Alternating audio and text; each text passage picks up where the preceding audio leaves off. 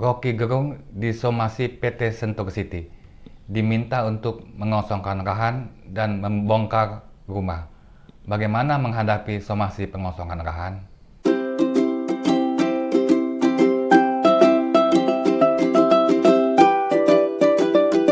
Rocky Gerung disomasi PT Sentur City, diminta untuk mengosongkan lahan dan membongkar rumah. Bagaimana menghadapi somasi pengosongan lahan? Jika Anda merasa memperoleh tanah dan rumah yang Anda tempati dengan cara jual beli yang sah dan bukti kepemilikan atau alas hak yang Anda punya adalah sertifikat hak milik, jangan khawatir, jawab saja somasinya. Anda bisa menjelaskan di jawaban Anda bahwa bukti kepemilikan tanah dan rumah Anda adalah sertifikat hak milik. Dan sebelum Anda melakukan transaksi jual beli waktu itu, sertifikat hak milik tersebut sudah dicek di kantor pertanahan atau BPN setempat dan terdaftar atau benar adanya. Pada saat Anda melakukan jual beli tanah tersebut, jual belinya dilaksanakan di hadapan pejabat pembuat akta tanah atau PPAT yang berwenang dan dibuatkan akta jual belinya. Pajak-pajak juga sudah dilunasi, baik pajak penjual, pajak pemberi, maupun pajak bumi dan bangunan. Bahkan sertifikat hak miliknya sudah dilakukan balik nama ke atas nama Anda. Oh iya, karena sertifikat yang Anda pegang adalah sertifikat hak milik, Anda bisa menegaskan bahwa hak milik adalah hak kepemilikan yang terkuat dan terpenuh. Jika bukti hak kepemilikan yang Anda pegang masih berupa surat kirik, belum sertifikat, atau istilah hukumnya tanah hak milik adat, tips menghadapi somasi sama saja. Sepanjang surat kirik yang Anda punya sudah dicek di kantor kelurahan atau kecamatan setempat dan memang terdaftar atau benar adanya. Karena tanah hak milik adat diakui oleh Undang-Undang Agraria.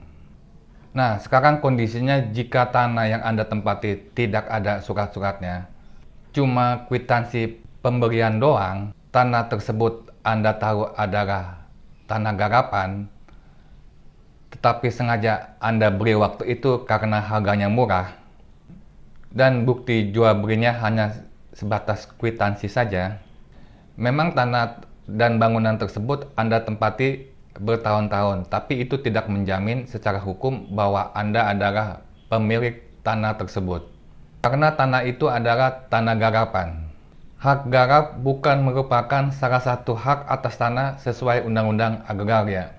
Biasanya yang saya tahu, tanah garapan umumnya di atas tanah tersebut ada pihak yang mempunyai hak.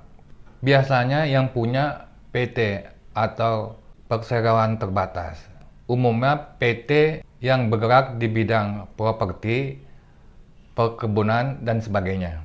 Hak yang PT tersebut punyai biasanya bentuknya hak guna bangunan atau hak guna usaha. Jika tidak ada yang punya hak, biasanya itu adalah tanah negara. Tapi digarap masyarakat bertahun-tahun, bahkan dijual belikan oleh si penggarap. Nah, fenomena seperti inilah yang banyak terjadi di masyarakat. Definisi tanah garapan menurut keputusan Kepala BPN nomor 2 tahun 2003 adalah sebidang tanah yang sudah atau belum dilekati dengan sesuatu hak yang dikerjakan dan dimanfaatkan oleh pihak lain, baik dengan persetujuan atau tanpa persetujuan yang berhak, dengan atau tanpa jangka waktu tertentu. Jadi biasanya dalam praktek, misalnya ada suatu PT mempunyai hak atas tanah yang luasnya berhektar-hektar.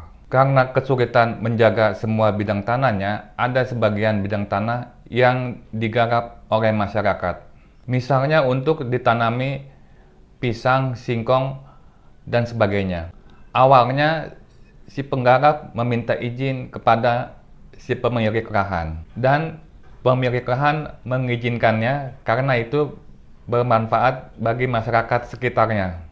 Setelah bertahun-tahun karena kurang pengawasan dari si pemilik lahan, mengingat bidang tanahnya berhektar-hektar, kemudian si penggarap yang sudah digantikan oleh anak-anaknya menjual tanah tersebut kepada pihak lain, dan pihak lain kemudian juga menjual ke pihak lainnya. Akhirnya jatuh ke tangan Anda.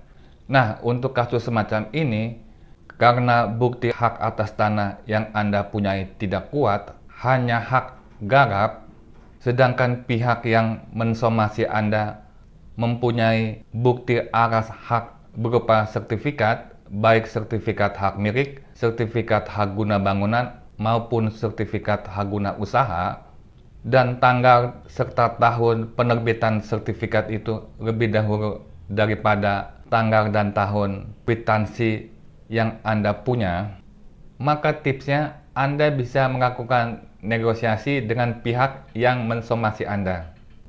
Anda bisa meminta uang kompensasi karena Anda akan membongkar rumah yang membutuhkan biaya yang tidak sedikit. Di samping itu, Anda juga bisa meminta uang pindah, mengingat tanah tersebut harus dikosongkan, sehingga Anda harus mencari tempat tinggal baru. Di sini yang dikedepankan adalah sisi kemanusiaan, di mana setiap manusia berhak atas tempat tinggal yang layak. Demikian teman semua, semoga bermanfaat.